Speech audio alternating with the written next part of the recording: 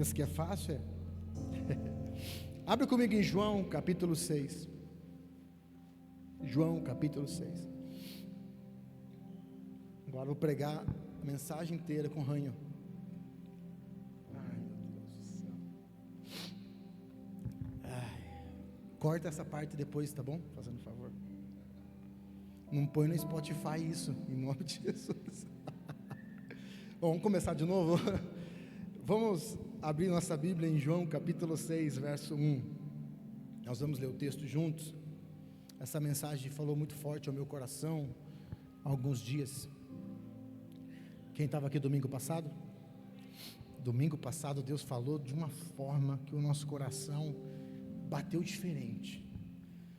Tanto de manhã como à noite, é incrível que a mesma mensagem, ela causa efeitos diferentes, transforma ambientes diferentes. Até o repertório, do louvor, nós vamos ter o mesmo de manhã e à noite. Mas mesmo sendo o mesmo repertório manhã à noite, mesma palavra manhã à noite, Deus trata de formas diferentes, Deus transforma o ambiente de formas diferentes. E eu honro muito a Deus por tudo que Ele tem feito nessa igreja. E essa mensagem é uma mensagem que muda uma chave muito profunda em nossos corações. Quando nós vamos ler capítulo 6, na verdade, essa passagem, ela está nos 4 evangelhos. Mateus, Marcos, Lucas e João. É um dos poucos textos que compõem os 4 evangelhos. E eu já devo ter lido essa mensagem, essa passagem, muitas vezes. Mas dessa vez foi diferente, porque começou a vir Deus tratando, começou a vir palavras de tratamento no meu coração. E eu creio que Deus vai fazer isso com você hoje, mas eu quero que você entenda uma coisa, você precisa abrir o teu coração para a mensagem de hoje.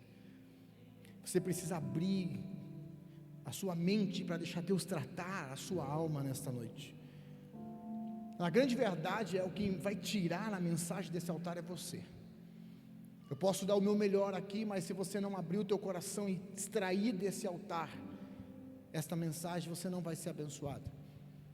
Mas eu creio que você está disposto hoje a glorificar o Senhor, a exaltar o nome dEle, a louvar o nome dEle. Você está aqui nessa noite? João capítulo 6, verso 1, vamos ler todo o texto. Diz assim: algum tempo depois, Jesus foi à outra margem do mar da Galileia, ou seja, o mar de Tiberíades.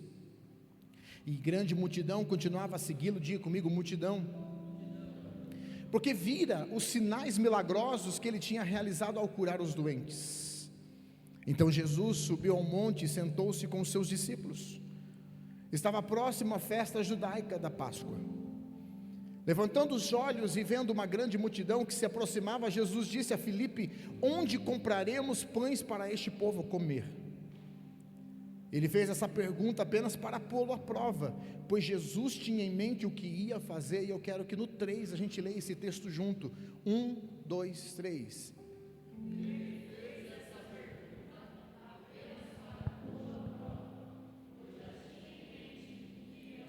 Guarde isso, porque isso vai fazer muito sentido no final da mensagem. Verso 7.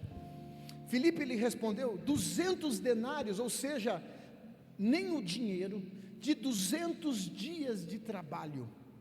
Um denário era equivalente a um dia de trabalho de um trabalhador comum, de um trabalhador braçal.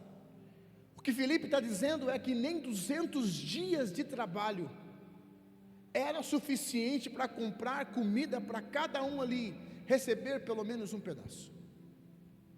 O que Filipe está falando é: o senhor não está entendendo, todo o dinheiro agora seria insuficiente de alguma forma. Por quê? Porque nem teria lugar para fazer pão o suficiente para 15 mil pessoas. O Senhor está falando aonde nós vamos achar alimento. A resposta parece muito simples: em lugar nenhum.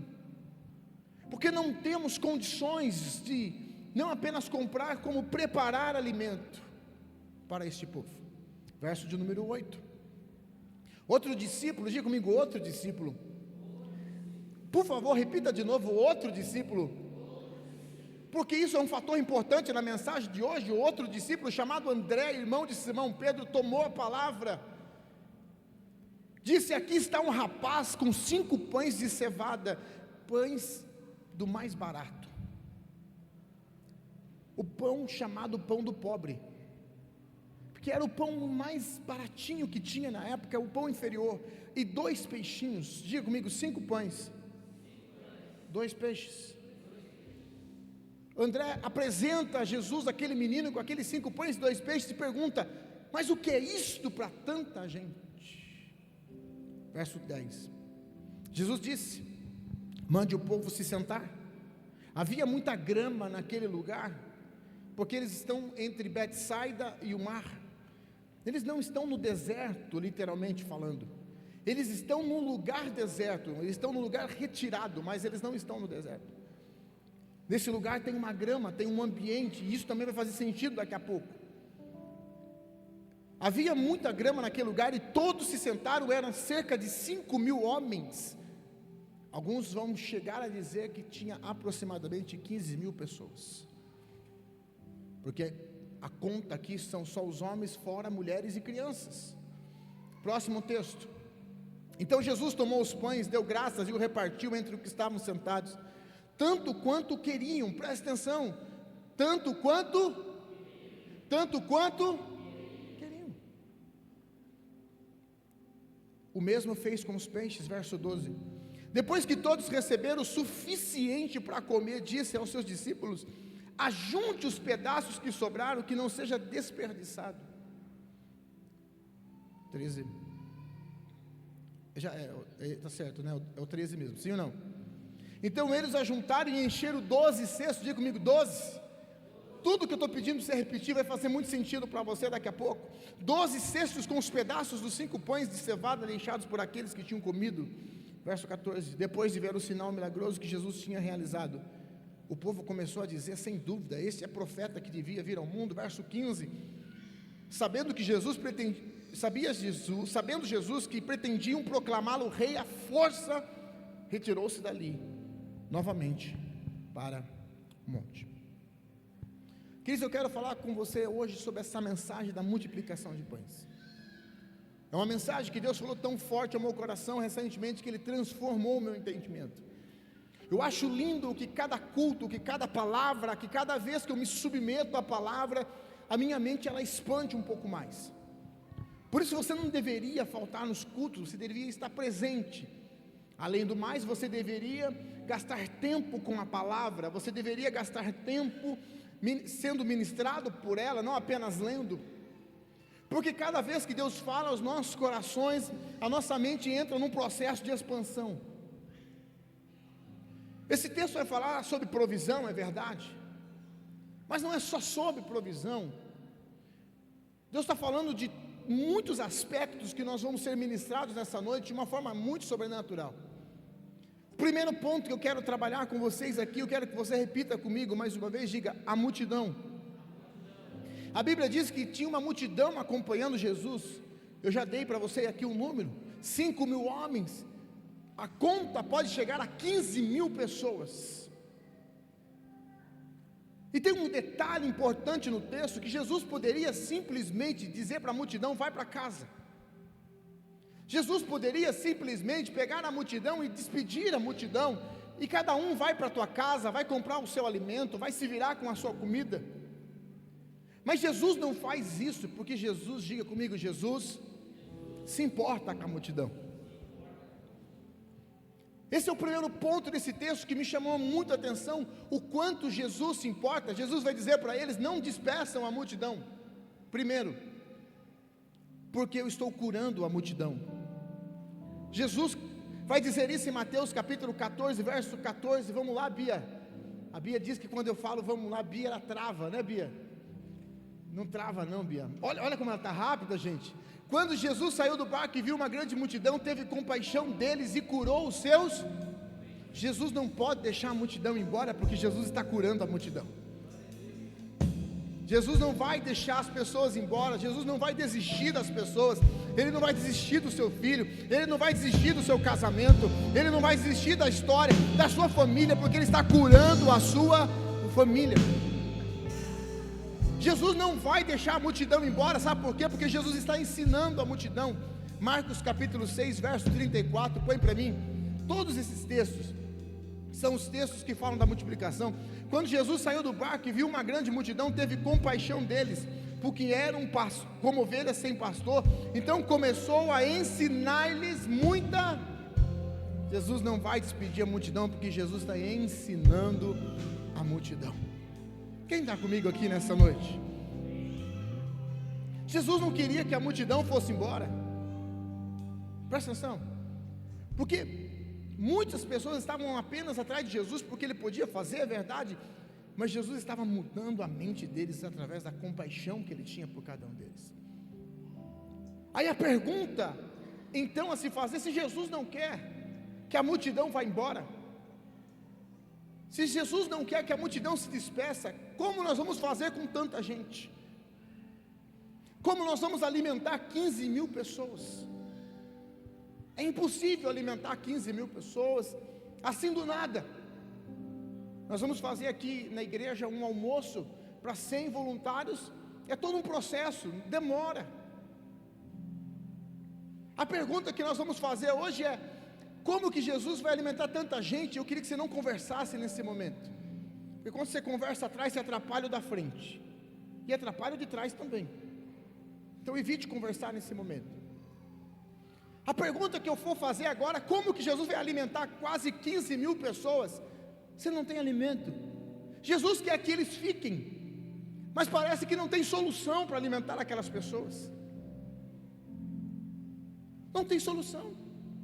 Tá, Jesus, já que o Senhor quer salvar Itapetininga, porque o Senhor não desiste de Itapetininga, como que nós vamos fazer para alimentar Itapetininga, Jesus? Já que o Senhor quer transformar essa cidade, o Senhor não desiste dessa cidade, como que nós vamos fazer para alimentar essa cidade, Jesus? Quem está comigo aqui nessa noite, diga glória a Deus. Essa é a pergunta. Já que o Senhor quer alimentar a multidão, não quer despedi-las, como que nós vamos fazer para alimentar essa multidão? E agora vai aparecer 3 personagens importantes nessa história. Diga comigo, 3 personagens. O primeiro deles é Filipe. Diga comigo, Filipe. E Filipe vai representar muitos de nós. A Bíblia diz que Jesus chama Filipe e pergunta: como que nós vamos alimentar esse povo? Filipe vai dar uma desculpa. Na verdade, nós vamos ver 3 desculpas no texto. E existem muitos Filipes no meio de nós. Gente que está dizendo: Jesus não pode mudar essa cidade, Jesus não pode salvar minha família, Jesus não pode restaurar meu casamento, Jesus não pode mudar minha história. E as desculpas, elas parecem boas desculpas. Gente que tem cada problema, tem problema para cada solução. Quem está entendendo, diga glória a Deus. Graças a Deus você não é Filipe, é ou não é? Filipe vai dar a primeira desculpa. Eu quero que você abra comigo em Mateus capítulo 14, verso 15. Aqui tem já 2 desculpas, apesar do capítulo de Mateus não falar o nome de Filipe, mas aqui, se não é Filipe, é outro discípulo, mas de alguma forma tem 2 desculpas só nesse texto. A primeira desculpa: ao cair da tarde, os discípulos aproximaram dele e disseram: este é um lugar deserto. Diga comigo, este é um lugar deserto. A primeira desculpa que a gente dá para não viver um milagre sobrenatural é: a minha família?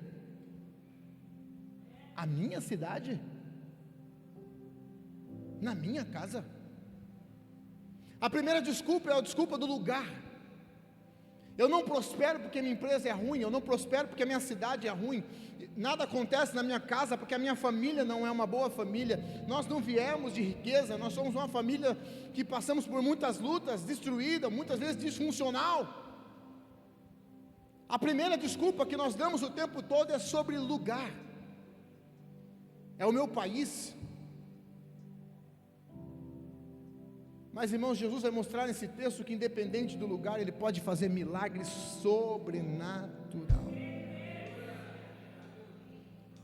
Eu sou pastor aqui há 10 anos, e eu vim de uma cidade chamada Buri, de 18 mil habitantes. Para um pastor ir lá, como aconteceu na minha vida, sair daqui e pregar lá em Buri, dizer: você vai ser pastor em Itapetininga, é um milagre. Deixa eu falar uma coisa para você, independente do lugar, independente do ambiente, independente da casa, independente de onde você está agora, Deus pode mudar a sua situação. Deus pode transformar o ambiente. Ele pode frutificar no lugar que você chama deserto. Ele pode fazer gerar no lugar que você diz que é improdutivo. Quem está comigo, diga glória a Deus. Segunda desculpa no texto, volta lá. Este lugar é deserto. Segunda desculpa, e já é. Mas eu, pastor, eu já tenho 40 anos. Eu já não tenho mais idade. Já não é tarde demais, não. Eu acho que eu já perdi o meu filho para as drogas. Eu acho que já foi, minha família já foi destruída. Tipo de segunda desculpa que nós damos para Deus é a desculpa do tempo. Eu acho que Deus não pode fazer, já passou o tempo. Não vai dar certo mais.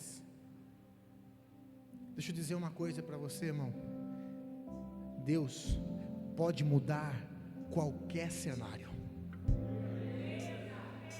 E Deus pode usar você, por mais que você está falando, não, é muito tarde para eu abrir uma empresa, é muito tarde para eu fazer um concurso. Por mais que você comece a dar a desculpa do tempo, Deus pode fazer coisas incríveis e mudar a sua situação.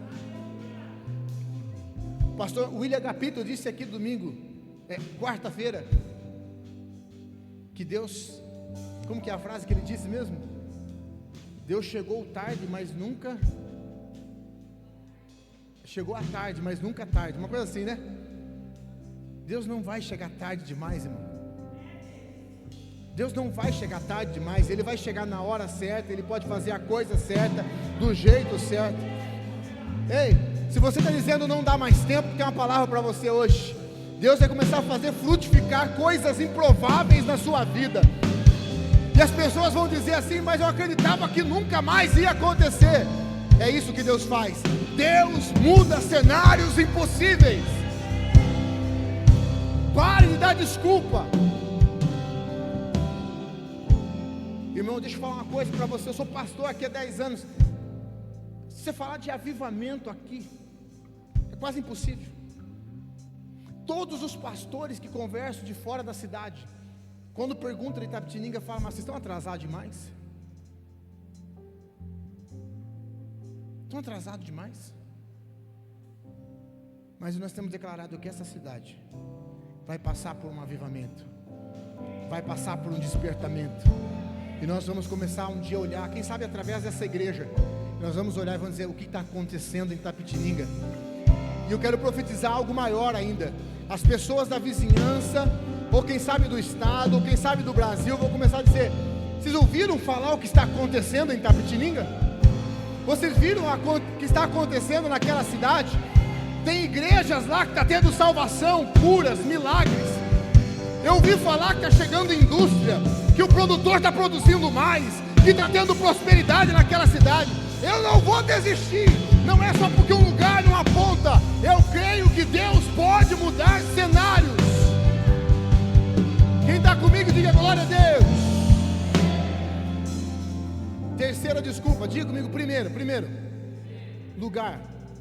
Segundo, tempo. Terceiro, Felipe vai dar a terceira desculpa. Senhor, 200 denários não paga a conta.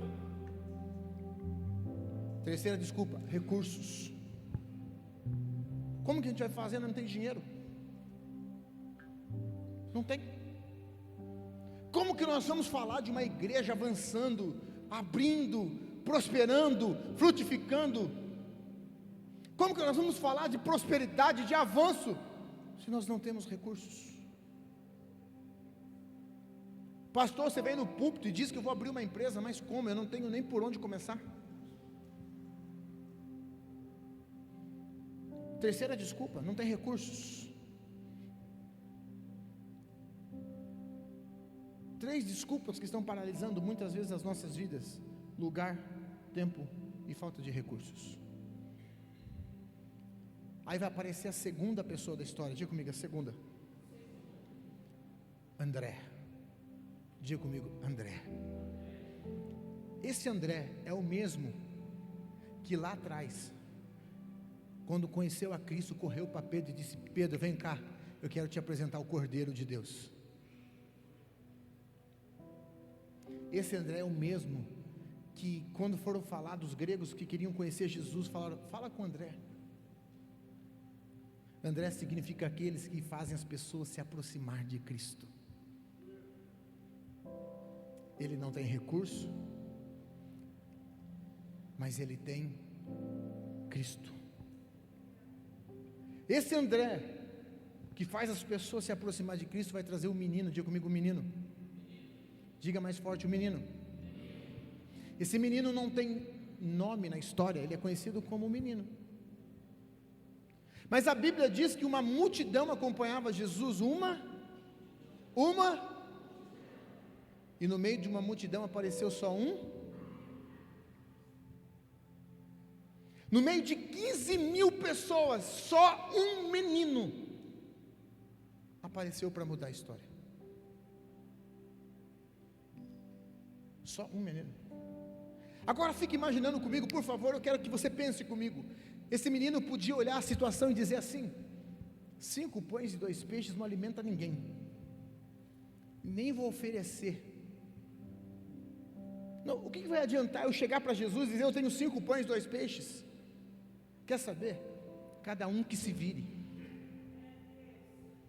Eu vou pegar os meus 5 pães, vou pegar os meus 2 peixes, vou para a minha casa, ou vou para algum lugar, vou comer sozinho, pelo menos eu não morro de fome, eu não consigo resolver a situação de todo mundo.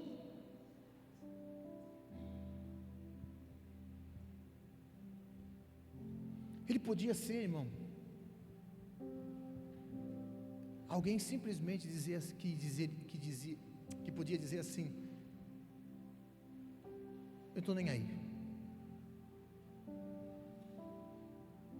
eu vou pegar o que é meu.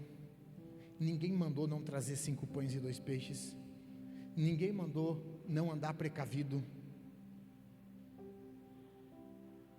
Eu vou cuidar de mim, eu vou cuidar da minha vida, vou cuidar dos meus negócios, cada um com os seus problemas, cada um com a sua situação. Mas a Bíblia diz que aquele menino pegou tudo que ele tinha e entregou nas mãos de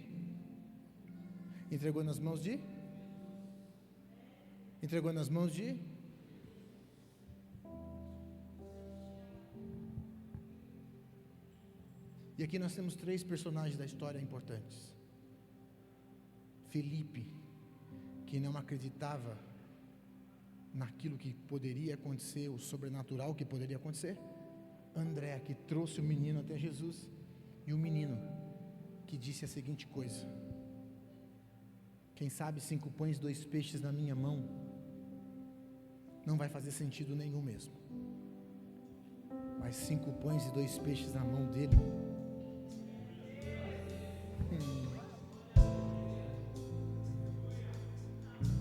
5 pães e 2 peixes na minha são apenas 5 pães e 2, mas na mão dele é gente que está disposto a entregar tudo. Felipe não viu saída. André levou o menino até Jesus, e o menino disse: tudo que eu tenho, ele é digno de receber. Eu vou entregar para ele tudo o que eu. Quem você é desses 3? Aquele que tem desculpa, aquele que leva até Jesus, ou aquele que entrega tudo para Jesus? Agora eu fico imaginando esse menino. Eu quero que você olhe para mim agora, porque eu quero abrir um parênteses aqui na mensagem. Eu fico imaginando esse menino com uma mentalidade de orfandade. Não estou falando de orfandade em si, eu estou falando de uma mente de órfão. Se esse menino tivesse uma mentalidade da seguinte forma, porque é assim que muitos de nós vivemos dentro da igreja. Nós somos filhos de Deus, mas vivemos como órfãos, com uma mentalidade de orfandade. Primeira mentalidade de órfão: escassez. É a mentalidade da escassez. É a mente que vive sempre com medo da falta. sempre com medo que não vai sobrar, que se ele entregar vai faltar na casa. Você já imaginou se esse menino, ele olha e diz o seguinte: mas se eu entregar eu vou passar fome? Essa é uma mentalidade de orfandade que existe dentro da igreja. Presta atenção, olhe para mim, presta atenção nessa chave que estou entregando para você. A mentalidade de orfandade, ou seja, a mente da escassez, ela faz com que você não seja generoso, porque você tem medo que falte. Então você retém. Vou abrir um parênteses aqui. Por isso que o fator dízimo fala muito do nosso coração. Esse menino podia ter essa mente, logo, presta atenção, logo, se eu entregar, a minha mente é uma mente de escassez, eu trabalho com a falta, logo se eu entregar vai faltar, então eu não vou abençoar, porque tudo que eu dou, que eu abençoo o florão, vai faltar na minha vida. Logo, eu passo a ser alguém que retém aquilo que vai me levar à prosperidade. A mente de orfandade é a mente que não pensa coletivamente, ela pensa somente em si. Ela não se importa se vai ter comida para mim, para ele, tendo para ela já é o suficiente. Então presta atenção agora, essa mentalidade faz você só tirar da mesa e nunca colocar na mesa. Quem está entendendo, diga glória a Deus. Você já imaginou, Marcinho, se esse menino tem uma mentalidade de orfandade? Ele quer ser o centro das atenções. Só eu tenho dor, só eu tenho trauma, só eu tenho problema. Olhe para mim! E ele nunca põe na mesa. Ele sempre tira. Se esse menino tem essa mentalidade, ele pega os 5 pães, 2 peixes, esconde e diz: vai faltar. Vai faltar. Eu não vou entregar. Porque se eu entregar o meu dízimo, vai faltar na minha casa. Se eu entregar minha oferta, vai faltar na minha casa. Se eu abençoar meu vizinho que está passando fome, vai faltar na minha casa. Se eu comprar um gás para alguém, vai faltar na minha casa. Se eu tirar um pouco do meu salário e mandar para alguém da igreja que Deus tocou no meu coração, vai faltar.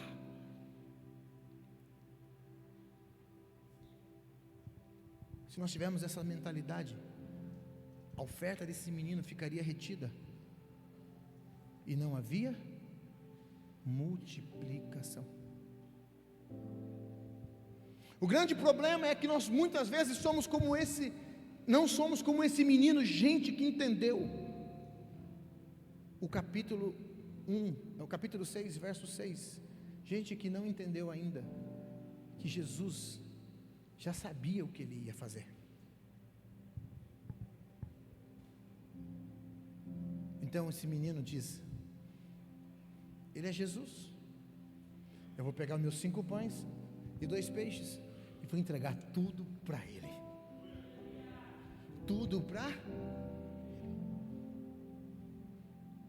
Irmãos, deixa eu falar uma coisa para você. Eu estava conversando com os meninos aqui, acho que com o Mateus, e disse a seguinte coisa: toma cuidado quando eu falo assim, eu quero ser pastor, né, Mateus? A gente sempre brinca com essas coisas, porque quando a gente fala de pastor, irmão, tem uns negócios que acontecem com a gente, você não quer viver. A minha esposa, ela chega em casa, esse dia eu cheguei para ela e falei: eu fiz isso. Ela olhou para mim e falou: de novo. Mas você acredita em mim? Ela falou: se Deus falou, faça. Que é umas loucuras que a gente faz, que ninguém acredita. Mas sabe por que Deus faz isso com a gente? Porque Ele está nos ensinando a entender que o que Ele vai fazer já está preparado, que o que Ele vai fazer já está pronto, na verdade, que Ele já tem o plano, já tem a forma de executar, e que vai haver multiplicação. Mas às vezes é tão difícil de eu entender, que eu tenho dificuldade de pegar 5 pães e 2 peixes e confiar na mão dEle. Esses dias eu falei para Jesus a seguinte coisa: falei: Jesus, eu só tinha 5 pães e 2 peixes, e eu entreguei tudo para o Senhor. Só que agora, Jesus, olha a minha oração. Só que agora, Jesus, quando os 5 pães e 2 peixes estavam na minha mão, eu era o responsável. Mas agora, como 5 pães e 2 peixes estão nas suas mãos, agora eu confio em Ti. Está tudo no seu controle. Tem alguém aqui que vai entregar 5 pães e 2 peixes para Jesus nessa noite? Tem gente, eu estou falando sério, irmão. Tem gente que está disposto a entregar os 5 pães e 2 peixes que você tem para Jesus nessa noite, tá? Tá afim? Então Jesus recebe nas mãos 5 pães e 2 peixes. Quanto? 5 pães e 2? Diga comigo, pães, peixes. Presta atenção, olha para mim. Pães e peixes têm um significado bíblico poderoso. Os pães representam provisão. É o maná que cai do céu. Toda a provisão que Jesus está trazendo sobre as nossas vidas. Jesus está provendo na nossa vida, sim ou não? E o peixe? O peixe representa multiplicação. E o peixe passou a ser o símbolo do cristianismo na igreja primitiva. Se você vai ver, eu não lembro agora o nome específico, até porque ele é difícil. Eles usaram o nome grego, né? A palavra grega, peixe, no grego, e eles escreviam na frente das palavras. Era como se fosse um código. Para você ter uma ideia, olhe bem para mim. Para identificar os 2 cristãos, por causa da perseguição, não podia falar que era cristão. Para serem identificados, muitos deles chegavam na areia e desenhavam como se fosse um arco. Isso diz os historiadores. Quando chegava outro cristão, para identificar, já que não podia falar, ele terminava o desenho do peixe. Logo quando ele terminava, o outro sabia que aquele que terminou o desenho era um cristão. Está falando de igreja, está falando de multiplicação, está falando de provisão sobrenatural. Esse menino está entregando na mão de Jesus, não só um suprimento, ele está entregando na mão de Jesus aquilo que Jesus vai usar para prover de forma sobrenatural. E também está entregando na mão de Jesus multiplicação. Hoje o que nós vamos entregar para Jesus não fala apenas de comida, fala também de multiplicação. Quantos cestos sobrou? Quantos cestos sobrou? 12. E o 12 na Bíblia tem um significado muito importante. São 12 tribos de Israel. São 12 discípulos, sim ou não?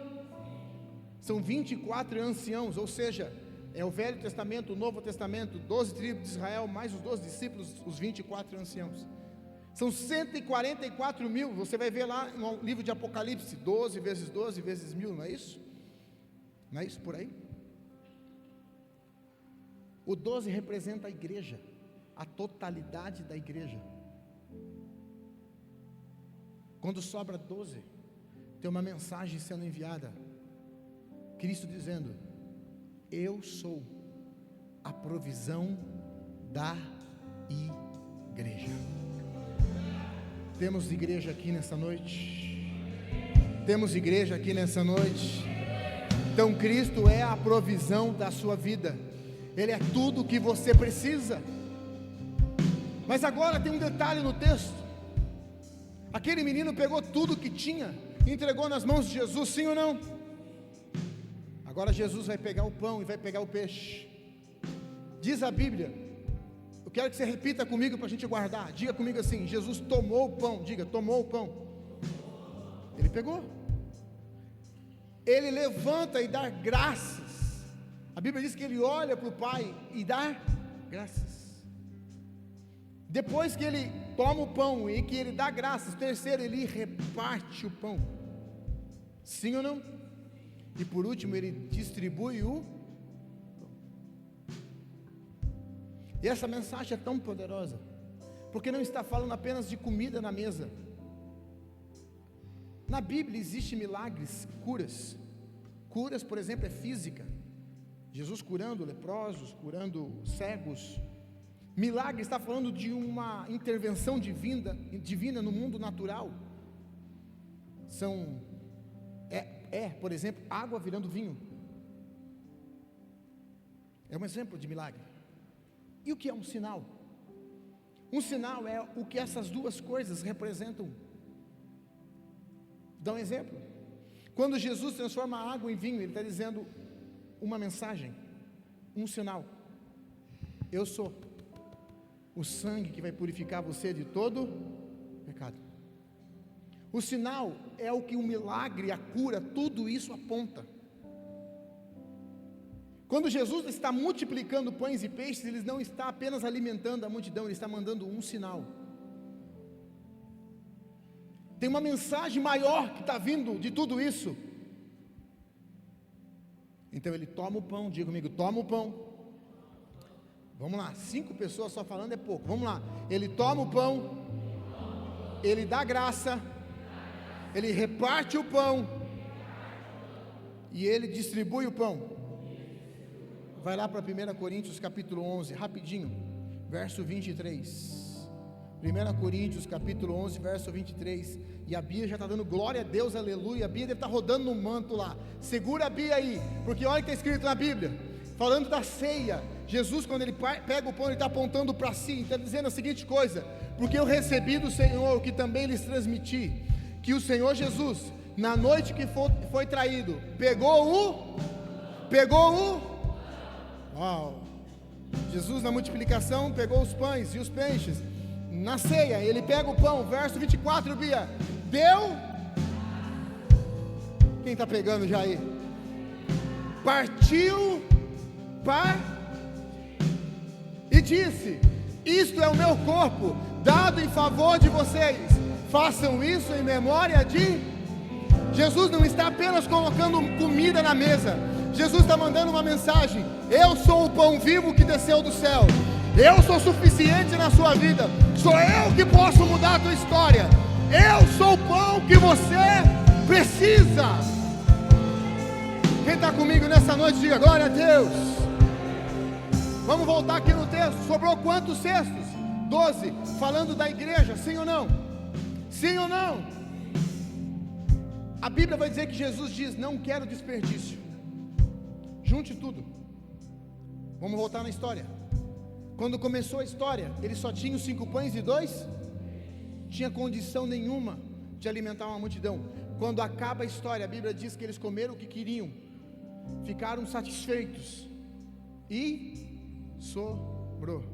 Eu acho que você pode dizer comigo a frase que a gente diz muito aqui na igreja: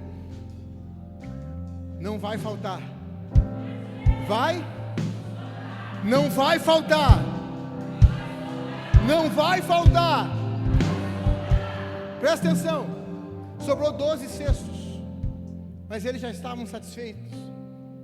O que eles vão fazer com 12 cestos?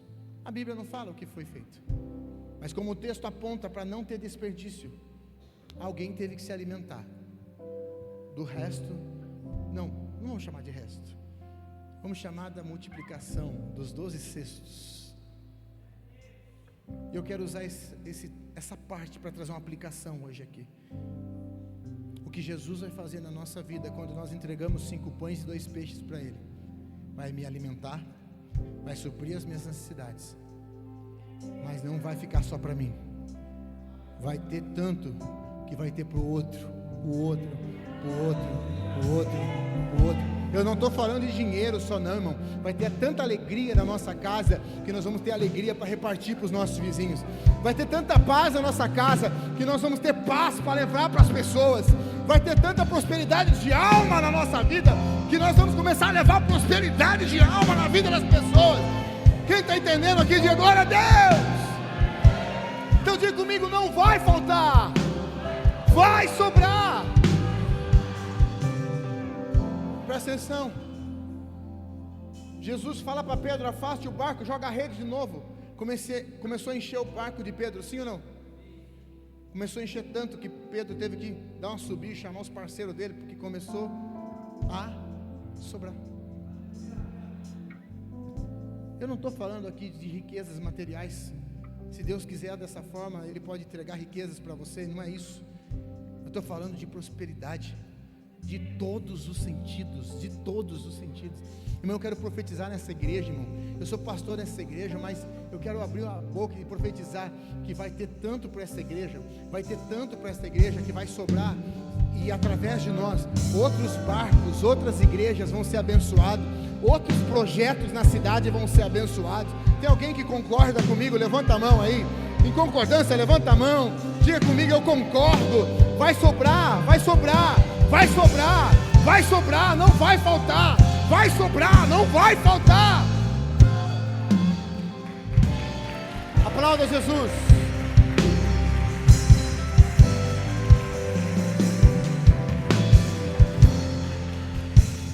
Mas sabe qual é o grande problema? Nós estamos retendo 5 pães e 2 peixes. Nós estamos segurando nas mãos aquilo que deveria ser entregue a Jesus. Eu não me batizo porque não sei o quê. Eu não sirvo, não sei porquê. Eu não faço isso. Nós sempre temos uma desculpa. Nós sempre temos boas desculpas. E quem é bom é desculpa, é péssimo em mudança. Como eu disse aqui, tem gente que tem uma desculpa para cada solução. A gente é bom em desculpa, então a gente retém. A gente segura os 5 pães e 2 peixes. Jesus está pedindo tudo o que você tem, porque 5 pães e 2 peixes na mão dele é muito melhor que 5 pães e 2 peixes na nossa mão. Eu sei que é difícil entregar tudo o que tem. Esses dias eu fiz uma oração, falei: Deus, o Senhor está vendo que agora é só o Senhor mesmo. Eu já queimei minhas carroças, eu já disse não para muita coisa, eu já recebi propostas. Estava conversando com o Rodrigo esses dias, eu recebi propostas, e eu podia dizer sim, eu disse não, porque eu queimei as carroças. É difícil entregar 5 pães e 2 peixes, irmão, porque a sensação que nós temos é que vai faltar. Mas nós precisamos pensar na mentalidade do reino, na mentalidade de filho. O milagre foi tão grande na vida dessas pessoas, que sobrou. Que sobrou. Eu estava no 3º ano dessa igreja, e eu estava pronto para desistir. Eu já tinha conversado com a Raquel, e a gente falou: vamos para o culto. Era uma terça-feira, quinta-feira, e a gente falou assim: vamos lá, é o último culto, amanhã a gente senta com o pastor Jorge, entrega tudo. Fomos para o culto para entregar. A gente não ia falar com a igreja, só ia entregar. Nós estamos cansados. É difícil você viver de uma dependência o tempo todo. A gente é muito acostumado a produzir, a fazer acontecer as coisas, né, Florão? Aí Deus fala: só fica pronto para mim. Chegamos no culto, Deus usou um menino. Aquele menino falou até, só não falou o nome do pastor Jorge, mas falou tudo, até o que a gente tinha conversado dentro do quarto. E naquele culto, aquele menino disse uma coisa, porque eu já tinha isso na minha mente. Ele disse assim: e eu vejo uma igreja grande, um altar grande, com bastante gente cantando e tocando. Nós tínhamos mais ou menos naquele culto, presta atenção, naquele culto umas 8, 10 pessoas. Tiago e Amanda lembram disso. Não tinha ninguém na igreja. A gente mal conseguia pagar o aluguel. E o cara me fala uma coisa que estava na minha mente, dizendo: um dia eu vejo essa igreja, um altar grande, praticamente desenhou essa igreja. Mas eu estava lá para entregar, para desistir. Naquele dia eu olhei para minha esposa e falei: não vai dar, não tem como entregar, não tem como desistir. E de lá para cá nós decidimos todo dia entregar 5 pães e 2 peixes. E olha o que Deus está fazendo na nossa vida. Não faltou nada até aqui, não faltou nada, e já começou a sobrar. Eu não estou falando de dinheiro ainda, mas vai sobrar dinheiro em nome de Jesus. Vai sobrar dinheiro. mas não de dinheiro ainda, mas já começou a sobrar na nossa mesa. Já tem pastor que vem aqui para aprender algumas coisas com a gente. Tem pastor que liga: pastor, posso ir até aí? O senhor pode me mandar um estudo que você está passando na tua igreja? A gente gostaria de aprender com vocês. Ainda é pequenininho, ainda é pouquinho, ainda é muito simples, mas já começou a sobrar na nossa mesa. Mas nós vamos ter culto aqui, que nós vamos ter muitos pastores, quem sabe do estado inteiro, vindo aqui, dizendo: eu vim aqui para me alimentar, eu vim aqui para ser cuidado, eu vim aqui para aprender, eu vim aqui para que vocês me auxiliem em alguma coisa. E nós vamos ter prazer, Paulinho, de colocar não só comida na mesa, não só preparar time, não só preparar pessoas, nós vamos ter prazer de ensinar. Sabe por quê? Porque vai sobrar. Vai sobrar na tua casa, irmão. Vai sobrar na tua casa. Se você entender isso, vai sobrar na tua casa. E as pessoas vão começar a bater na tua porta e dizer: eu não sei como vocês conseguem viver em paz desse jeito, mas eu posso entrar aí para receber uma oração de vocês. As pessoas vão começar a dizer: eu não sei como vocês conseguem viver em paz desse jeito, mas eu posso entrar aí porque eu preciso de fé, e eu vejo que nessa casa tem fé. Eu não sei como vocês estão vivendo desse jeito, o mundo caindo e vocês prosperando. Eu posso entrar na tua casa, eu posso receber uma oração de vocês, porque vai sobrar, e nós já temos o segredo: 5 pães e 2. Nós já temos o segredo. Eu entreguei tudo para Jesus. Entrega você também. Vem para Jesus você também. Entrega o seu casamento para Jesus. Entrega a sua família para Jesus. Entrega os seus filhos para Jesus. Entrega o seu trabalho para Jesus. Entrega tudo para Jesus, porque vai sobrar. Love, love, love.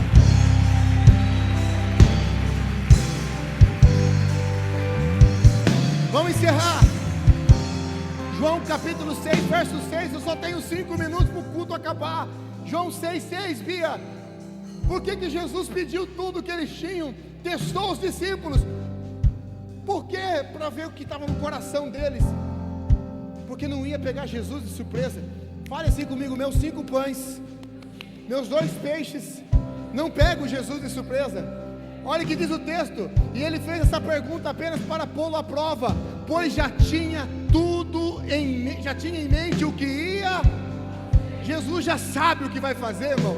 Nós não vamos surpreendê-lo, não. Jesus já escreveu a história, ele começou do final, ele já disse vai dar certo, ele já construiu uma igreja vitoriosa, ele vai vencer no final, ele já venceu.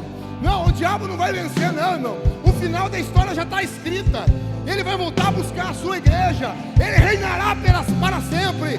Ele já venceu, ele já venceu. E essa história ninguém pode mudar. Ele só está colocando o nosso coração à prova e dizendo: vocês estão dentro ou estão fora? É só isso. Vocês têm coragem de me dar tudo e confiar que eu já tenho tudo planejado? É só isso que ele tem. Pastor, presta atenção, só um minutinho, eu vou encerrar. Segura um pouquinho só.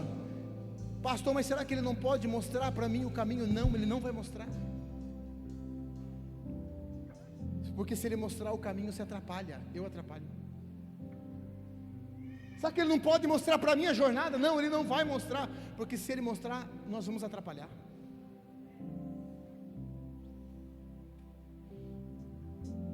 Por isso você precisa apenas pegar 5 pães, 2 peixes e entregar para ele. Pastor, eu não sei se caso ou não caso. Casa. Lógico que casa. Estou morando junto há muito tempo, mas tenho medo de faltar. Se casa. Casa. Não vai faltar nada. Eu não sei se faça. Pastor, eu não sei se vou servir na igreja. É para ontem, não era nem para estar esperando ainda. Escute, presta atenção, eu contei isso hoje. O meu pai era espírita, e a família toda é espírita. Muitos hoje são evangélicos, mas no começo, quando eu vim para Jesus, só eu era evangélico, o resto todos eram espíritas. E na terça-feira, se eu não me engano, tinha um encontro. Sabe o que meu pai fazia? Meu pai tinha um comércio. Sabe o que meu pai fazia no dia do encontro? Ele fechava o comércio mais cedo, para se preparar, para ir para o encontro. Tem cristão que não consegue vir no culto de quarta, porque fecha a empresa às 10 horas, não tem coragem de fechar um pouco mais cedo, porque tem medo de faltar na família.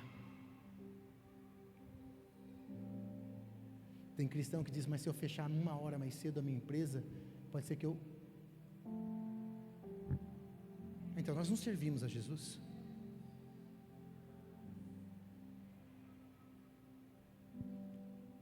Tem gente que está com medo de faltar. Tem gente que está com medo que não vai dar certo. Então não vem, não faz, não pratica. Eu sei que Deus falou agora, mas eu peguei esse exemplo do meu pai para ver que muitas vezes nós evangélicos, nós não temos a fé de acreditar que eu posso tirar o domingo para Jesus, que eu não preciso trabalhar em domingo, porque nós temos medo que se a gente não trabalhar em domingo vai faltar na nossa mesa. Qual era a lei no Velho Testamento? Trabalhem 6 dias, mais um descanse, era obrigatório. Tanto é que nos 10 mandamentos, essa lei estava entre os 10 mandamentos. Nós precisamos começar a aprender a entregar tudo para Jesus, a confiar em Jesus, a entregar a nossa vida para Ele. Diga comigo, não vai faltar. Tem um amigo meu que me falou uma história. Ele disse assim: um dia eu decidi tomar uma decisão. Ele contando para mim. Eu e minha esposa decidimos tomar uma decisão. Acertamos toda a nossa vida, do nada. E ele falou assim: pastor, ele me chama de Eduardo porque é um amigo de muito longa data, mas ele acaba também sendo nossa ovelha. E ele disse assim: pastor, depois que eu acertei a situação, a minha vida mudou completamente para melhor. E eu nem consigo testemunhar tudo que ele está vivendo com a família hoje, porque nem aqui no Brasil estão mais. É um verdadeiro milagre o que eles estão vivendo. E ele testemunhou isso para mim. Nós precisamos ter certeza, convicção, que eu preciso fazer aquilo que Jesus quer.